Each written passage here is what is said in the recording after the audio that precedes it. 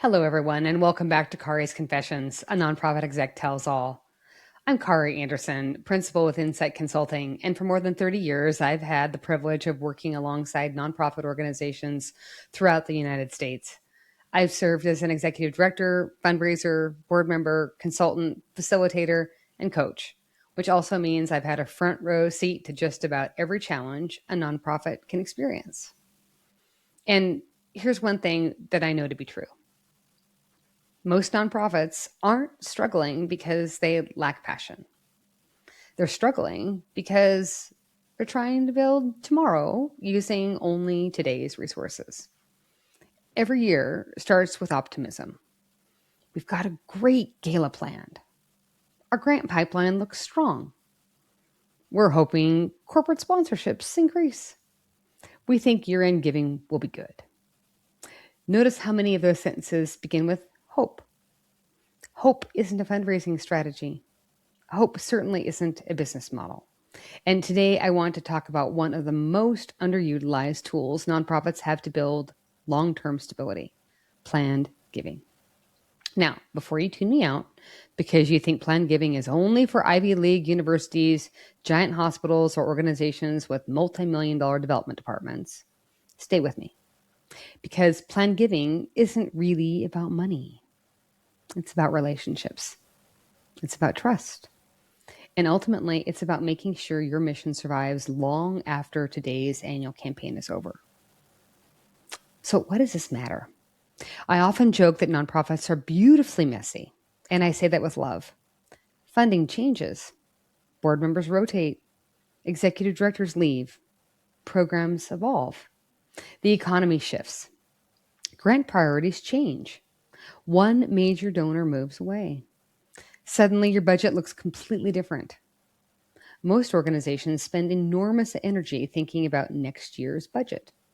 Very few spend enough time thinking about what the organization needs to look like 20 years from now. That's where planned giving changes everything. It's one of the few fundraising strategies that isn't about reacting. It's about preparing.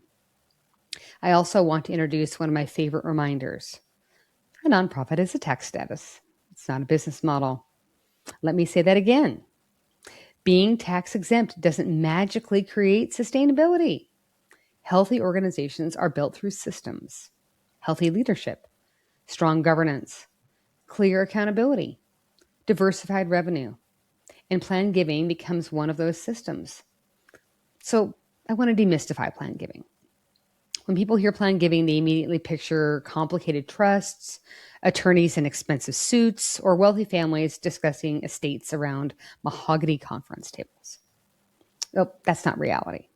Here's my plain English definition. A planned gift is simply a charitable gift someone arranges today that will benefit your organization sometime in the future. That's it. Most planned gifts don't arrive tomorrow. Most don't arrive for years. They're promises, intentions, expressions of trust. And those promises matter because they tell your organization something incredibly important. I believe your mission deserves to outlive me. Think about that. What an incredible vote of confidence. So, planned giving isn't just for wealthy people. One of the biggest myths I hear is we don't have donors wealthy enough for planned giving. Not true. Some of the largest estate gifts in nonprofit history have come from people who never considered themselves wealthy. Many donors simply leave a percentage of their estate. Others include a specific dollar amount in their will. Some designate a retirement account beneficiary. Many planned gifts come from lifelong supporters who quietly gave $50 a year. They weren't wealthy. They were committed. There's a big difference. So there's two types you really need to know if you're just starting. Keep this simple. There are really two categories: revocable gifts and irrevocable gifts. Revocable gifts are things like wills or living trusts. The donor can change their mind. They're flexible. They're also the easiest place for nonprofits to begin. Irrevocable gifts are more complicated. Charitable trusts, gift annuities, certain asset transfers. These require legal and financial professionals. My advice? Don't start there. Start where success is easiest. So You already know the best legacy prospects and they know you. So another mistake that organizations make is this. They think they need to go find new plan giving donors. Actually, no. You probably already know them. They're sitting in your database. They're the volunteer who's been helping every Tuesday for 15 years. They're the donor who faithfully gives $100 every December.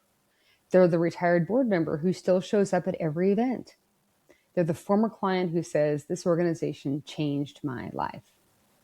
Those are your conversations, not strangers, friends, people who already believe. So I wanted to share a quick story from my consulting work. One of the organizations I've worked with had spent years chasing grants. Every board meeting revolved around what grant is due next? What foundation can we apply to? What deadline is coming? Everything felt urgent. When I asked whether they had a planned giving program, silence. They assumed that they were too small. We identified about 15 longtime supporters. Nothing fancy, no expensive campaign, just conversations. Within the first year, several donors had already informed the organization that they had included them in their estate plans. No gala, no capital campaign, no massive marketing budget, just trust. That's what planned giving looks like. So let's start small. If you're listening and thinking, this sounds wonderful, but we don't have the staff, good. Because I'm going to tell you not to build something enormous. Start with two things. First, bequests. Second, beneficiary designations. That's it. You don't need 10 gift vehicles. You don't need glossy brochures. You don't need a plan giving officer. You need clarity. So if I were coaching your organization, here's exactly what I'd recommend. A 90-day plan. So month 1, decide why you're doing this. Not because everyone else has planned giving, because you want long-term stability. Then identify your first 10 to 20 prospects. Write simple messaging. No legal jargon. Month 2, create one web page, one handout, one simple legacy intention form. Update your CRM. Month 3, start talking. 5 conversations. That's all. Learn, adjust, repeat. Remember, small systems beat grand ideas that never launch. So here's the conversation everyone overthinks. This is the part people fear most. What do I actually say? Here's the good news. You don't have to make a sales pitch. You simply ask permission. Imagine sitting with a longtime donor over coffee. You might say, you've been such an important part of this organization over the years. Have you ever considered including us in your long-term plans? And then, stop talking. Silence is okay.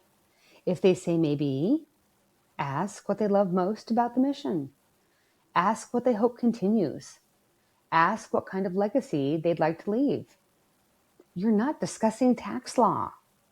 You're discussing values. That's a very different conversation. So let's talk about boards for a minute because, well, you knew I'd get there eventually. Boards often either avoid planned giving completely or they freelance. Neither works. Board members shouldn't promise restricted gifts. They shouldn't negotiate complex estate arrangements. And they absolutely shouldn't be giving legal advice. What they can do, they can open doors. They can share stories. They can express gratitude. They can model legacy giving themselves. Remember, people follow leadership. So stewardship is where the magic actually happens. Let me explain. This is one mistake I see over and over again. So a donor tells the nonprofit they've included them in their estate. Everyone celebrates. Then, nothing. Months go by. Years go by. No communication. No updates. No gratitude. That's dangerous. Legacy donors need reassurance. They want to know leadership is healthy. The mission is thriving. The organization still deserves their trust. Planned giving isn't about receiving one gift someday. It's about maintaining one relationship for years. So there's common mistakes. I've made them. And so let me save you from the potholes that I created. Don't wait until your organization is ready. You'll never feel completely ready. Don't offer complicated giving vehicles before your systems are mature.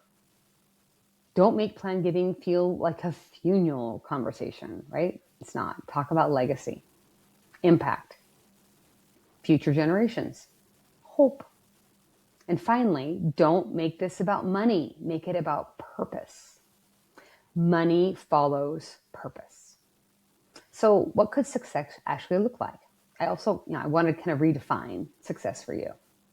Year one isn't measured by dollars. It's measured by systems. Maybe you identify 25 legacy prospects, hold 10 meaningful conversations, receive 3 documented intentions, launch 1 webpage, create 1 handout. That's success because you've built something repeatable and systems compound. So here's some closing thoughts for you. One of my favorite sayings is that nonprofits spend far too much time working in the organization and not enough time working on the organization. Planned giving is working on the organization. It's leadership. It's stewardship. It's vision. And honestly, it's one of the greatest gifts you can offer your community because you're telling them this mission isn't just important today. It's important 50 years from now. So here's my challenge for you this week. Find one longtime supporter, not your wealthiest donor, not your newest donor, just someone who genuinely loves your mission. Invite them to coffee. Ask them why they care. Listen. And if the moment feels right, ask if they'd ever considered leaving a legacy gift. That's it. One conversation. Because that's how sustainable nonprofits are built. Not one giant campaign. One trusted relationship at a time. Thank you so much for spending part of your day with me. If today's episode was helpful, I'd love it if you'd share it with a fellow nonprofit leader, board member, or fundraiser who could use a fresh perspective. Be sure to find me on your favorite streaming platforms, and for more tips and tools, follow me on LinkedIn or visit my website at inciteconsultinggroup.com. And remember, nonprofits don't become sustainable by accident. They become sustainable by building healthy people, healthy systems, and healthy organizations from the inside out. Until next time, this is Kari Anderson, and you've been listening to Kari's Confessions, a nonprofit exec tells all. Take care, everyone.